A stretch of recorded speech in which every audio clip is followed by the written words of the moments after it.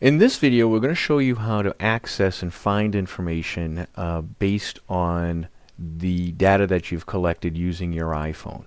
And one of the questions we have is, I've used my iPhone to perform a walk. I've entered all that information, but how do I find specifically the records that that I was able to access using my iPhone? And so we can do that very easily. Actually, we have a pretty simple way to do that. What we're going to do is we're going to go into the Personal Info tab, and you're going to notice down at the bottom of the Personal Info tab, as I scroll down, there's a couple of boxes down the bottom that say Record Last Modified, and it gives us a date and a user. These are the records that I'm going to use to search and find out what I've been able to do on my iPhone. So I'm going to go ahead and click Find. And I want to see, I was out knocking on doors for a little while the other day. And so I'm going to type in the date that I was knocking. And in this particular instance, it's 7/2/2014. It's a four-digit year.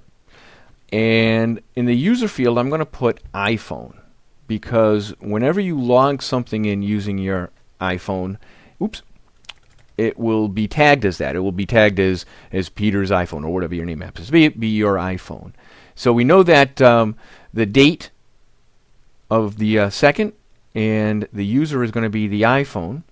And when I perform my find, I will see that there were 45 records that were modified using Peter's iPhone on 7/2. Now, if I wanted to find out what I've done for the month of July, now there's only one other day, I could put greater than, the greater than sign, and say June 30th, 2014, something like that. But the key is that we put in a date that we're interested in, as well as iPhone, and that tells us specifically those records. If you were using your iPad, of course, you would use the iPad instead. And it tells us that we have 45 records.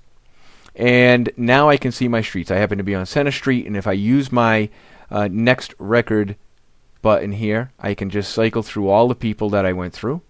And some were tagged yes, some were tagged not home, undecided, what have you. Okay, but of course they're all happen to be on the same road that I was in. Now, we can always, once we've found that information, we can go to the Walk List tab. And the Walk List tab, remember that we're in the electioneering section, but the Walk List tab, I can sort by the entire street, shows me everybody here, and now I'm on the entire street that I had knocked that day, or at least one of them. And I can see all of my information, whether they were undecided, what have you, and now I can start to send out my notes. Now, of course, I can always use my Triple Play tab as well. We're going to have a video on the Triple Play tab, and I can start to send them out and tag those people who are going to get follow-ups. So an undecided, they're going to get a thank you card. So I can say, I can click on the follow-up window, and I'm going to send them a thank you card. Thanks for taking time to meet with me. Or if they're going to yes, I can say thank you for your support, kind of thing. Not home, sorry I missed you card, things of that nature. So we can see that they're going to have all that information. I will give them my my cards that let them know that I was at their house, and I appreciate them taking time to see me, as well as any of the door knocking notes that you entered in while you door knocked.